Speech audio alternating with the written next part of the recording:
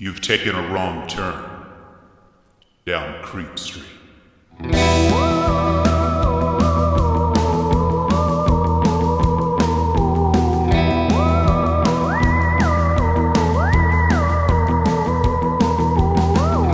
Citizens of the Milky Way, my name is Dylan Hackworth. I'm Maureen Bogey. And this is Creep Street. Whoa. That's right. As always, up top, please follow us on Instagram and Facebook at Creep Street Podcast, Twitter at Creep Street Pod. And as always, you know we have a Patreon. We sure do. And right now, I'm going to give out a shout to our top-tier patrons, the Creep Street Elite, the Creep Street Connoisseurs. Mm-hmm. The creme de la creme. That's right. And here they are. The Dream, James Watkins. The Finnish Face, Via Alungfist. The British Bonebreaker, Bex Martin. The Vivacious Vicky McHugh. The Tenacious, Teresa Hackworth. The Madman, Marcus Hall. The Heartbreak Kid, Chris Hackworth. The Oh-So-Suave, Sean Richardson. The Notorious Nicholas Barker. And the Terrifying Taylor Lash Matz. Ooh, you know I love hearing those names. I love here. It's like hearing poetry every single episode. It really, really is if you want to join them. Yes, please. Go to, if you want to join them, go to patreon.com/Creep Street Podcast. Real quick note. Fun note. Before we go on to this week's episode, last week we talked about Netta Fenario, her strange death. And remember, I could not get over the blackening of the silver. I know you could not just understand it. And you could not accept it as fact. And one thing you did, that the sources that you mentioned, the acidic sweat, that could do it. Well, I remember we briefly mentioned York knife. We were like, man, I wonder what York knife would think. Yes. And he gave us an interesting, something that does turn silver black, that darkens silver, is sulfur. Sulfur. So another point for the demonic, the so scary. So that's a little spooky scary. Little bit spooky scary. But yeah, thank you to York Knife for letting us know that little bit of knowledge, because I wondered if there was something, but who knows? I'm glad he gave us that little nugget of info, so who knows? Yes. Oh, that is a very interesting point. That's I'm right. curious about that. Check out York Knife on Instagram. Very cool stuff. But you know what? Netta Fenario was one woman. Absolutely. She was one hell of a woman. One hell of a gal. Mm-hmm, yeah. But today's episode, it's about pairs. Excuse me? Couplets. Oh? You see, the title of today's episode is Two Tales of Twisted Twins. Oh my gosh. Didn't know whether to call it Twin Tales of Twisted Twins or Two Tales of Twisted Twins, because can you say twins twice? I mean, I think the whole point of saying twins is that anything is possible if it's twice, you know? The twins are twice. There's not thrice, it's twice. And they're not mice, they're rice. This is turning into a Dr. Seuss book. Yes. But I am so excited about this. You guys, I think a lot of our listeners out there, I really think all people, but especially little girls, there's something about it when you're growing up, you're like, I really think that I've got a long-lost twin sister, you know?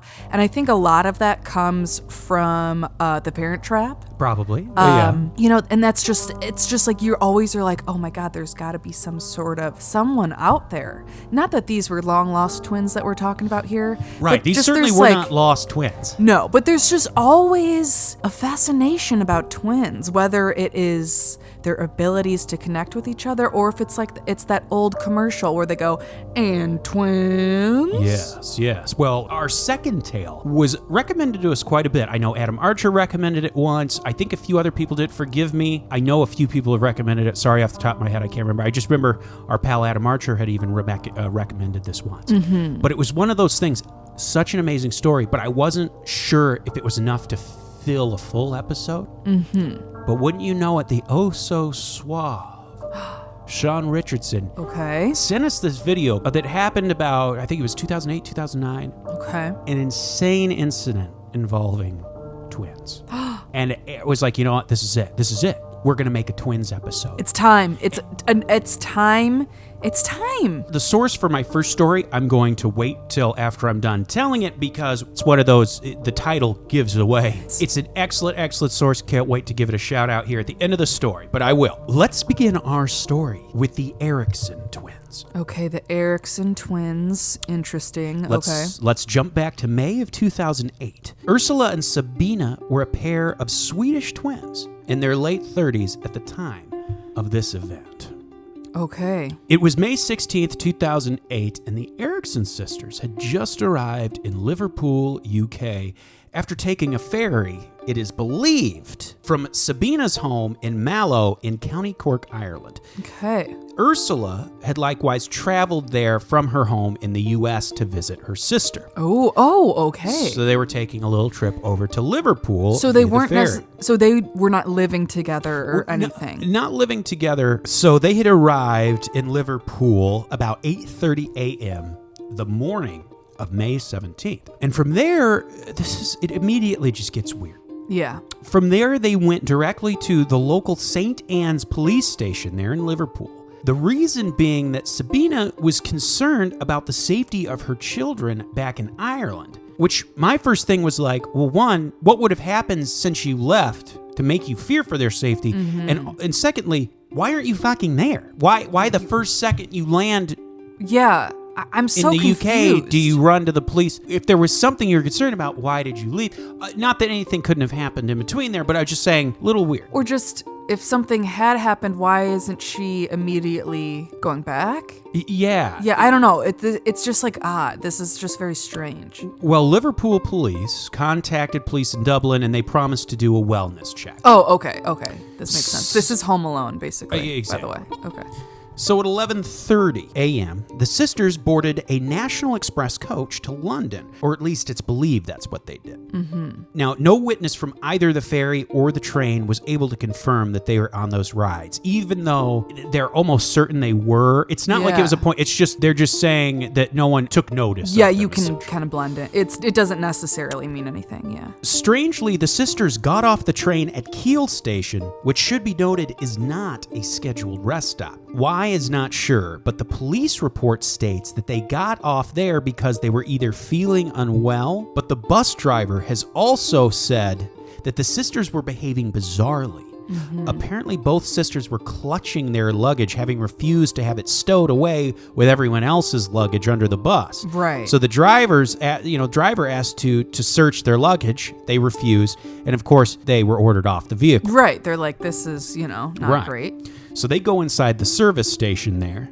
And immediately their behavior freaks out the service manager there at the station. The person there immediately called the police. They were clutching their luggage, and of course they feared, God, what if they're carrying explosives or some shit? Right, yeah. Good God. So the police came, and they interviewed the women. And while they were definitely weird, the police said they didn't seem to pose any threat. So obviously no bombs, nothing like that in their luggage. But this is where things get very batshit. The two sisters left the station on foot and were seen on security camera footage walking down the median of the M6 highway. In a later interview, their older brother, named Bjorn, claimed that they were apparently, quote, running from maniacs. Didn't get any follow-up on that, Bjorn, but, Weird. Bjorn? They attempted to cross the road, and when they did, Sabina was grazed by a Seat Leon sedan. I'm guessing a brand not prevalent here in the States, but maybe more common there. Authorities from both the Highway Agency and Central Motorway Police Group were soon on the scene. And there was also camera operators there present because they were there filming for a program called Traffic Cops. Right. So it just happened that they had like all these good cameras. Isn't that so weird? Because the video we saw, it's like, and we'll get to that video here. We'll talk about that video at the end of the story because it's wild. Also, this is not just a road. This isn't like this isn't a residential street, anything like that. This is a highway. It's a goddamn highway. This is what, it's like a 3-lane, or what would it be? 3 or 4 6-lane in yeah, total? Yeah, it'd be like know. walking down the fucking Eisenhower here in Chicago. You know what I mean? Yeah, oh my God. Not exactly a deserted country road. They're in the heart of a, this is at least in America, this is a crime to even do. Yeah, oh, yeah. And I'm assuming it is there too, obviously. Right. So things got weird again when the authorities stopped the sisters. They stopped as they were ordered to and chatted with the police happily and respectfully, cracking jokes and lighting up cigarettes. as if they were just having a stroll about a fucking park. What the fuck? So it seemed like the episode was now under control. Yeah, they're like, this is weird that they're fine, I Yeah. guess, but it's Right. everyone's okay, so whatever. Like I said, everything up to this point, every time police came to them, they were like, yeah, they're weird, but like they were given the feeling that they weren't a threat. Right. Suddenly, Ursula turns and runs into no. highway traffic. In horror, police and onlookers watched as she ran into the side of an oncoming truck estimated to be traveling at 56 miles an hour. Just then, Sabina sprang into the road as well, directly into the path of an oncoming Volkswagen Polo. And I'm going to tell you, Oh, God. I haven't seen cartoon characters get hit by a car more perfectly than Sabina.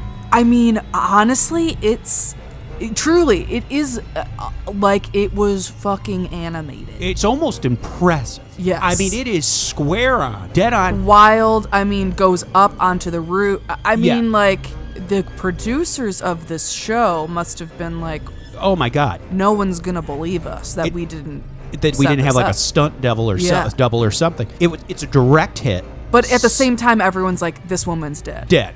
Yes. And that's the other thing. Everyone's like, this fucking lady's dead. Yeah. Sabina smashes through the windshield of the Volkswagen before it launches her airborne. Oh my God. Both of Ursula's legs were crushed. Under this, like, truck. Yes. Like a Mack truck. And Sabina was unconscious for only 15 fucking minutes. Oh my God. Both sisters were alive. An air ambulance had been called. And when Sabina started to drift back to consciousness, she immediately began fighting and clawing with the police. Yes. That were trying to help her, spitting at them and shouting, I recognize you. You're not real.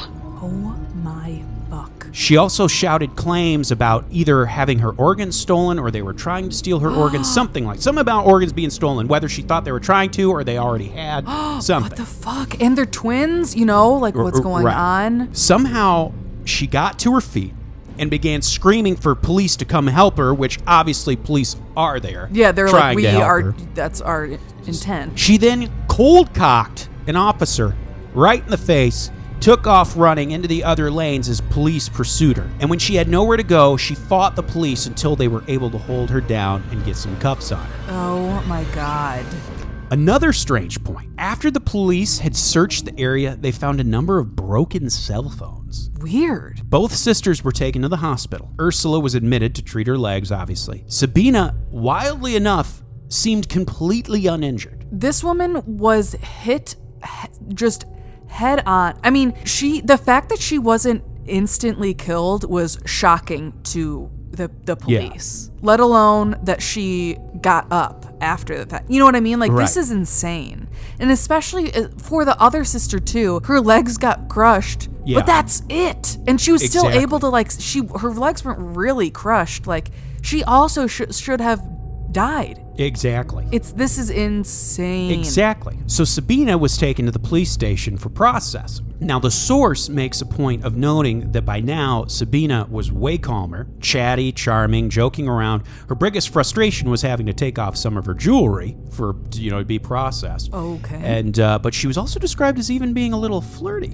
Excuse her, or good for her. I don't know. She even said to an officer present there at the hospital, We say in Sweden that an accident rarely comes alone.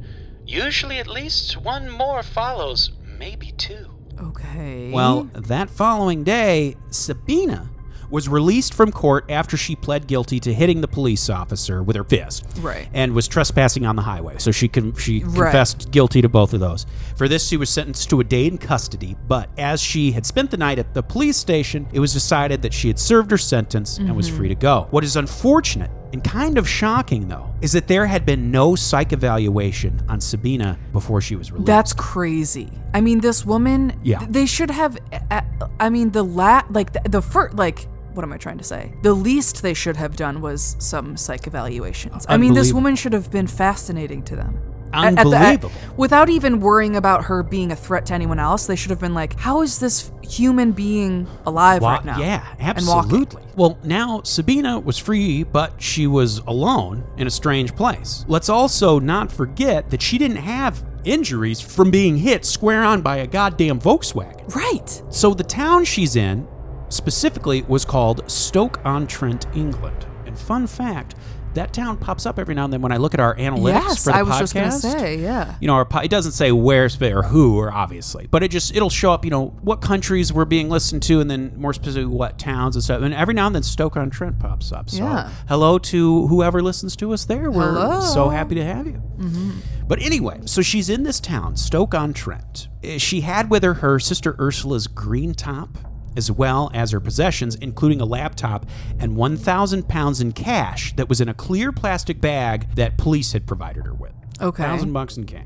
It was later that night at 7 p.m. when Sabina happened to come across two men who were walking a dog. These two men were Glenn Holinshed, a former RAF airman, aged 54, and his friend, Peter Malloy. So the dog belonged to Holinshed. Mm-hmm. When Sabina asked the two men if there were any B&Bs nearby, the article says that Holinshed suggested they go back to his house nearby, and while Sabina was hesitant, she agreed. This is kind of weird. I want to come back and talk. I had put a little note in here to talk about it now, but I'm going to come back and talk about it. Okay. Because I want to get to and then we'll just talk about everything weird with this story. I was going to say, just so much of what you just said seems like odd to me. So let's put a little fork in that and remember that. Okay. The source says that once they had arrived at Holinshed's house, Sabina seemed to be on edge and was constantly looking out windows, stuff like that. She offered the men cigarettes, only to rip them out of their mouths right before they would light them. So she's obviously acting weird. Yeah, claiming that they were poisoned. They could be poisoned. They could be poisoned. Yeah, so okay, this woman is very paranoid. Right. Well, Peter Malloy left just after midnight. Sabina stayed the night. So jump forward to evening the following day. The source says that Glenn Holinshed, he had made some food and briefly popped outside to ask his neighbor, a man named Frank Booth,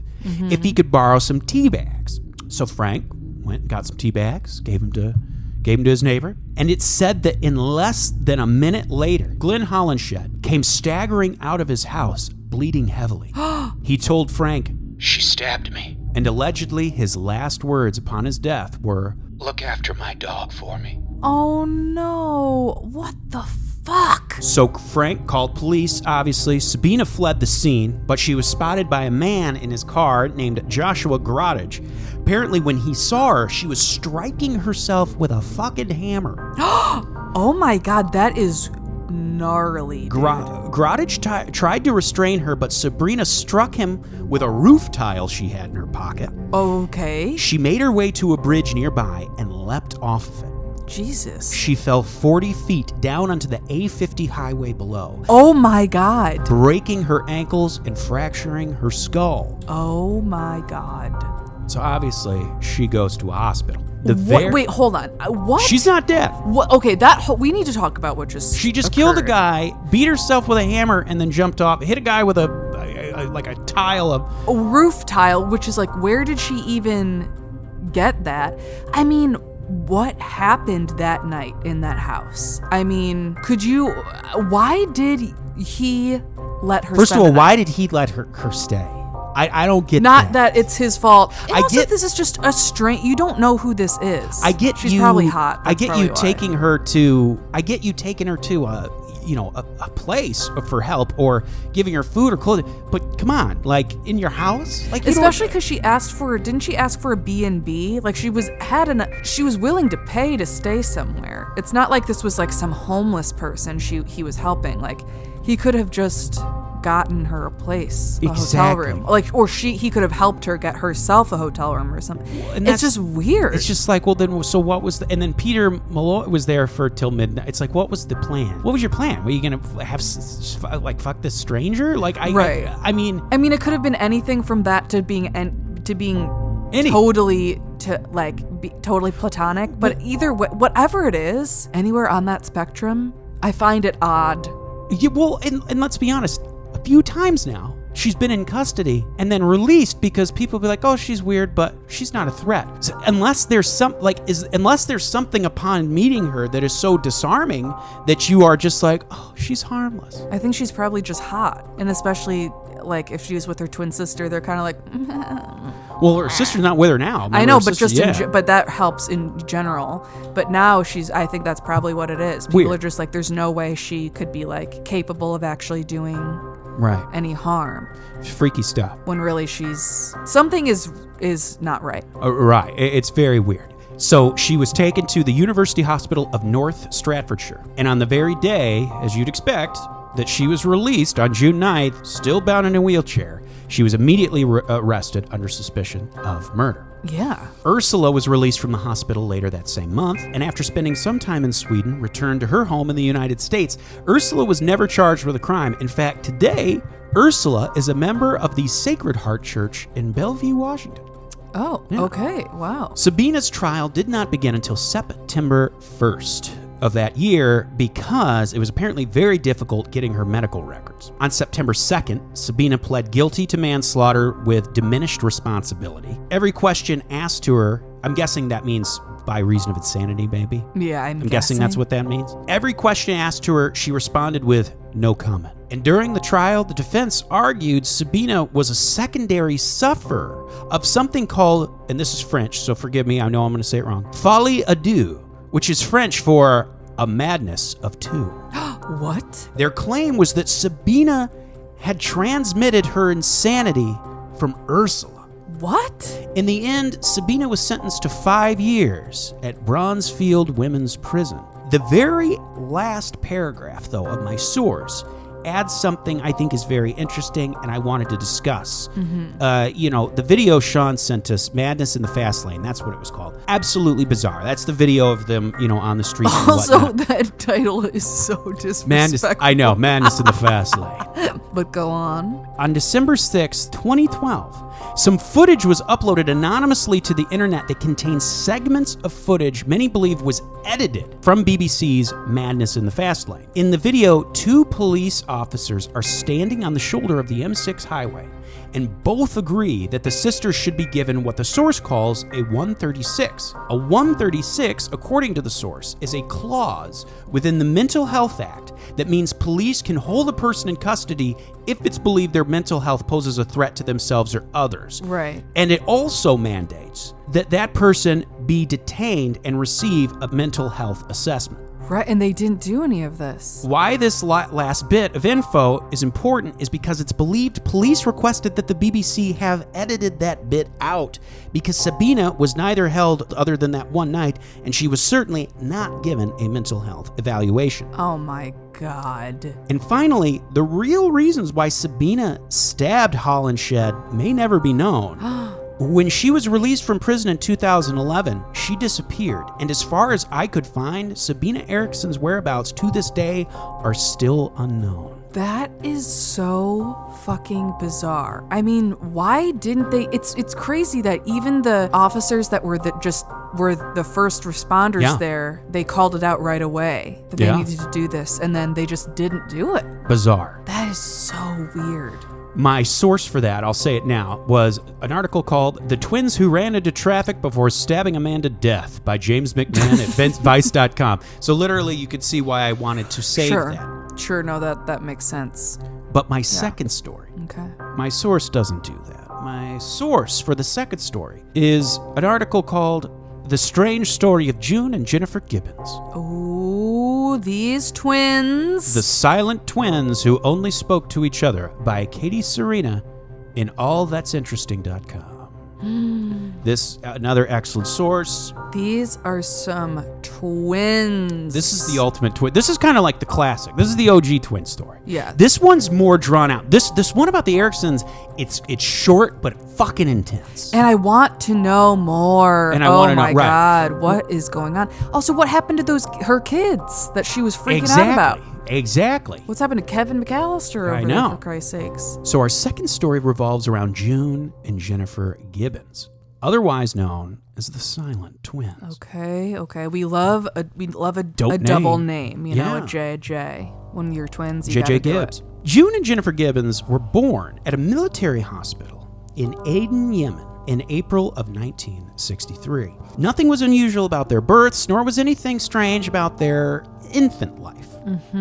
Just 2 healthy twin girls. But not long after infancy, the twins' parents, Gloria and Aubrey Gibbons, soon began to notice that their daughters were rather peculiar, particularly once they got to speaking age. Okay. Their daughters trailed far behind their peers in terms of language skills. But what was most concerning was the degree to which the sisters were inseparable. Now, Okay. nothing wrong with, having a close relationship with your twin or just your sibling in general. Oh, totally, yeah. But the level of inseparability was apparently alarming. It was, it crossed that line where, Right. yeah, you gotta cool it. Not only did they keep to themselves, they seem to have developed a sort of private language that they could only understand.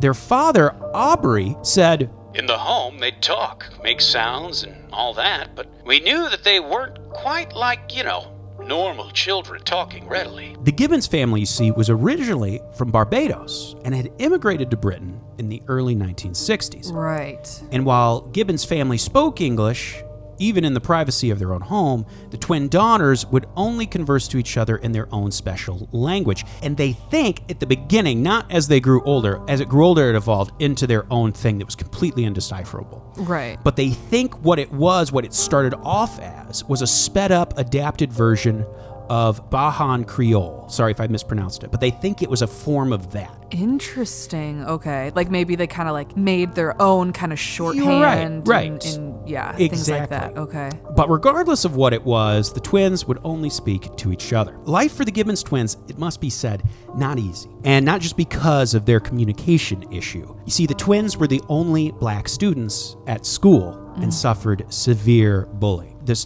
bullying, of course, only increased their dependency on each other. Right. Oh, of course. So that Right. Why would they try to venture out at all when even because who knows, maybe they did try a little bit. Right. Who knows? And kids were mean. And, or maybe they knew what's even the point of trying to make friends because everyone's, Exactly. This is so sad. The bullying got so bad that the school began releasing the girls early every day so they could get home without being harassed. Oh my God. That's horrible. That just breaks your heart. That is disgusting. By the time they were teenagers, the language that the twins had shared had become completely indecipherable to anyone else, including the family. On top of this, the twins had by now taken to refusing communication with literally anyone besides each other. God, this is so weird. This is like, there's got to be some very serious trauma here or something. I mean... They would even refuse to read or write in school. Many years later, June Gibbons, one of the sisters,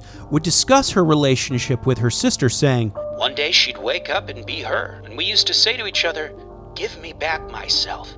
If you give me back myself, I'll give you back yourself. Whoa. Yeah. Well, time went on, and in 1974, a medic named John Reese noticed the twins' strange behavior while he was administering the yearly school-sanctioned health check. Mm-hmm. He described them as being weirdly unreactive to being vaccinated. Even if a kid isn't necessarily scared of getting a shot, because when you're a kid, you're a little scared of shots, but even as you get older, no one loves getting a shot. Right, they had like no reaction at all. But as children, they didn't care at all. Very weird. He described the behavior as being doll-like and was so concerned that he actually went and notified the school's headmaster. But the headmaster just shrugged it off, saying essentially that, yeah, they're weird, but they're not that weird. Can we stop doing that? I know, right? As a community, can we Creep Street be the pioneers moving forward to stop saying, it's not that bad? Because in some ways you should do that, because sometimes it is like, who fucking cares? Just live your life. Weird in a way that's not harmful to your... I mean, God, be weird all you want, be yourself. But, obviously in the sense that, like... If a medical professional comes up to you and says, I'm concerned, maybe you should also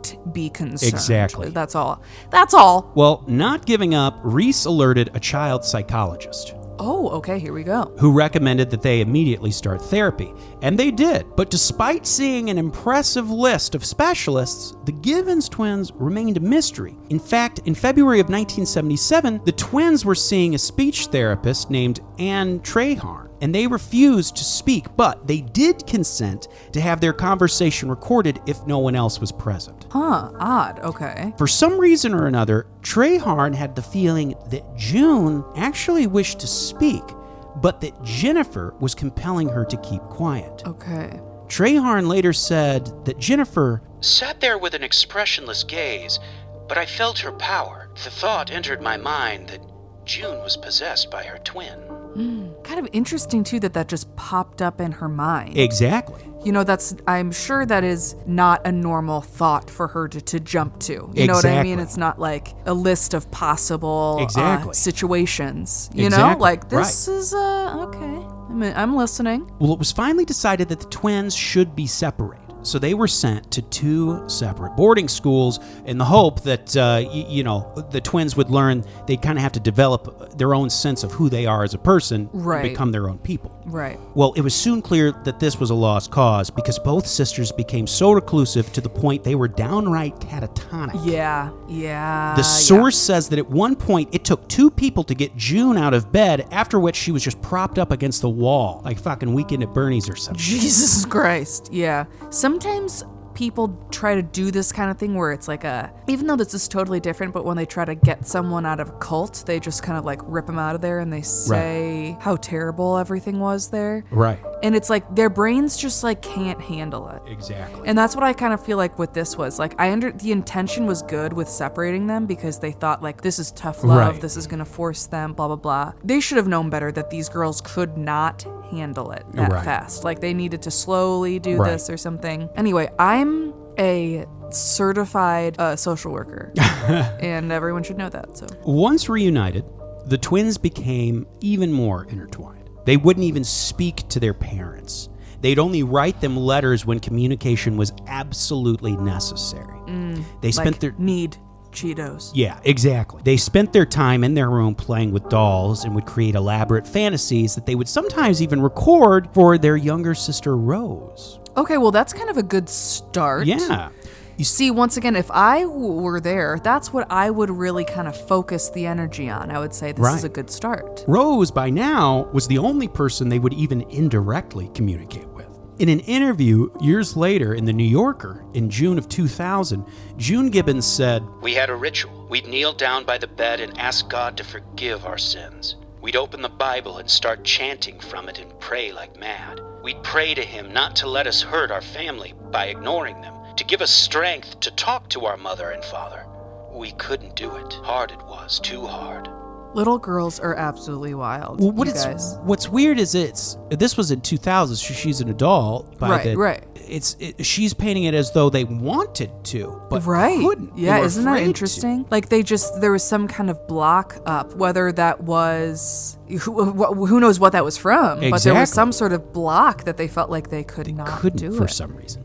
Well, one Christmas, the twins were gifted with diaries. This was perfect because they could just fill them with all their inner Yes, thoughts. that's a great start. Their plays, their fantasies, their scenario, their stories they would write. And it really sparked in them this passion for creative writing. Oh, that's great. In fact, at the age of 16, the twins took a mail order writing course, and they would even pool together what money they had and submit their stories to be published via Vanity Press. Oh, that's so cool. It must be said, though, that the content of the twins' stories was rather concerning. God damn it. I should have known. I'm so naive. I always think like, oh, that's so good. They started writing. They're learning so much, and it's absolute dog shit. Of course, I should have known it's gonna be nasty. Okay, let's hear it. Most of them took place in the United States, particularly Malibu, and would center around young, attractive people who would commit despicable Oh, crimes. God damn it. Only one of their stories made it to print, one called The Pepsi-Cola Addict, which was about a teenager seduced by his high school teacher. Oh, fuck. Here's the other thing. It says the content was, I haven't read these, so who Right, knows? Maybe they right. were disturbed. But is it one of those things that people write stories all the time that have shitloads of violence? Oh, right. And But we don't especially- call them, it must be because they already have this history. You know what I mean? Right, right. I can't imagine they were writing anything worse than what young people would write in a story. Right. I'm not sure because a part of me is like, yeah, teenagers especially can be super dramatic and really graphic and Right. stuff, especially when you're starting out and experimenting with being Right. creative and all that stuff. But then at the same time, they are like 16 and it's hard to be like, but if it was someone else, you wouldn't think it was weird, but Right. they did write it, so it is weird. You know what I mean? Right. Well, it is. And it's all about the person. When you do research on a serial killer and then you find out, they had an obsession with horror and medical textbooks. And it's like, as if somehow that makes sense. And it's like, Yeah. okay, I get it. Yeah, maybe in this case, they were informed by those things. But like, Right. So does my that- mom's a nerd. I grew up with medical textbooks just in my gonna say, home. yeah. Plenty of them. I grew up, there were scary books and movies, and that. It's just funny because I'm not saying that maybe those things didn't influence that person. But It just- it is kind of odd that they write, that they're young and they're writing a story about a female teacher seducing a young boy. Right. rather than a female student. Yeah, that's kind of interesting that that's how they wrote it. That would be weird to me. Like, as a parent, if I read that, I'd be like, 'cause you're like, what's going on? Exactly. Yeah. After a while, simply writing about the outside world was not enough. The twins wanted to experience it for themselves. Oh, good, okay. By the age of 18, the twins were experimenting, it says, with drugs, alcohol, and even committing the occasional petty crime. Oh, girls, come on. But the crimes didn't stay so petty. In 1981, the twins were arrested for arson. Oh, my and placed in a maximum security hospital for the criminally insane. Okay, that maybe was for the best. Well, here it's where the twins' reclusiveness was finally confronted. At this mental facility, high security, not very lenient towards this lifestyle of we got to be together, blah, blah, blah. So both of them packed full of antipsychotic meds to the point that Jennifer had said it blurred her vision. For nearly 12 years, the girls lived at this hospital with only their diaries for an outlet. June later described their stay as, "We got 12 years of hell because we didn't speak. We had to work hard to get out. We went to the doctor. We said, look, they wanted us to talk. We're talking now. He said, you're not getting out. You're going to be here for 30 years. We lost hope, really. I wrote a letter to the Home Office. I wrote a letter to the Queen, asking her to pardon us, to get us out. But we were trapped." Well, on March of 1993, it was deemed safe that the twins be transferred to a lower security clinic in Wales. But upon their arrival, Jennifer was unresponsive. She had drifted off during the trip and wouldn't wake up. After being taken to a nearby hospital, Jennifer Gibbons was pronounced dead. What? Due to a sudden inflammation of the heart, she was only 29 years old. What? For a sudden inflammation of the heart. Here we go. You ready?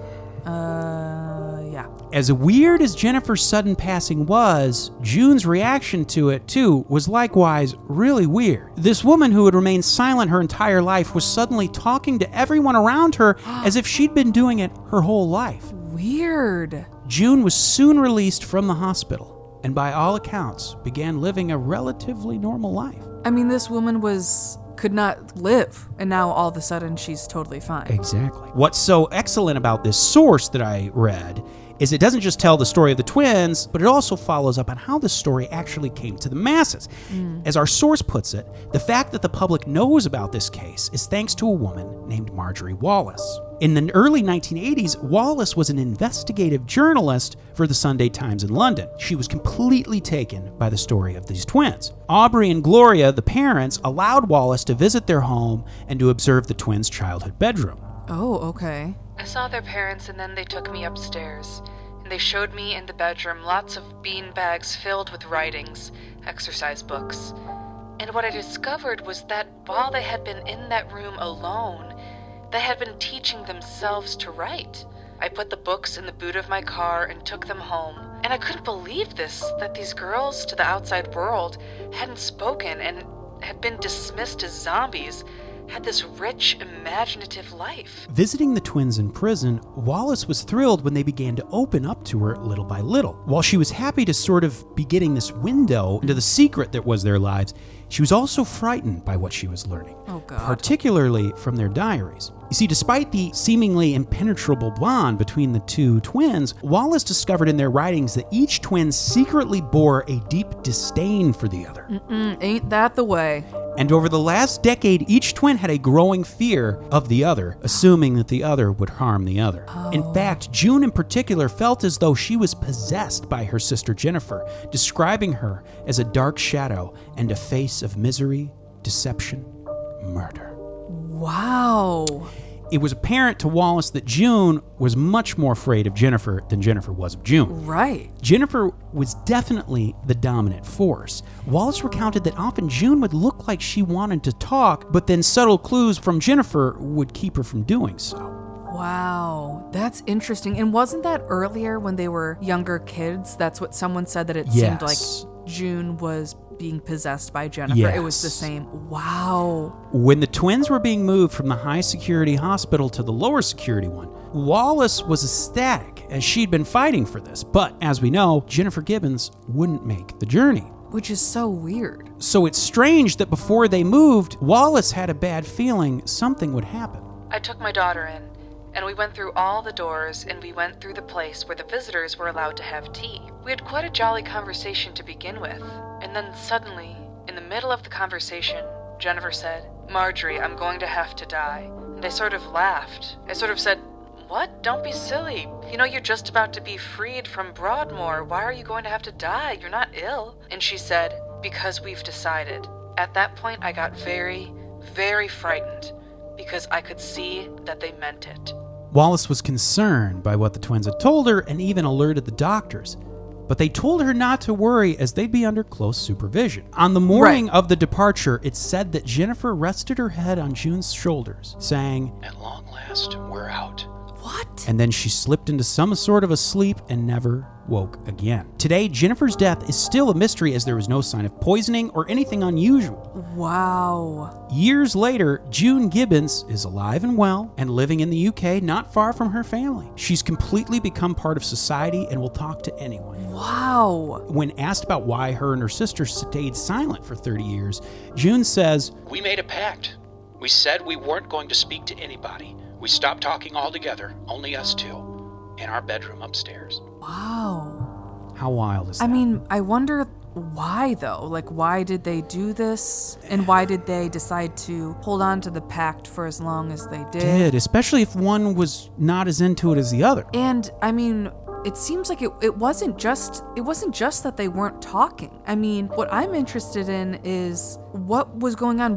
Did June feel so possessed by Jennifer, and how did they decide that Jennifer was the one to die? Because they clearly came to the conclusion that only one could live. They couldn't both survive. I don't know. And then how did Jennifer just die? She just willed herself to die. To die or something. I mean, this is fascinating. Right? And like there's so many weird stories that you hear like this about what twins are able to do with each other or communicate or whatever. And it's like, this is just so interesting. Well, that's going to wrap us up for 2 tales of twisted twins. Ooh, baby, what a great time. That's right. Well, ladies and gentlemen, if you want to support the show, go to patreon.com/Creep Street Podcast.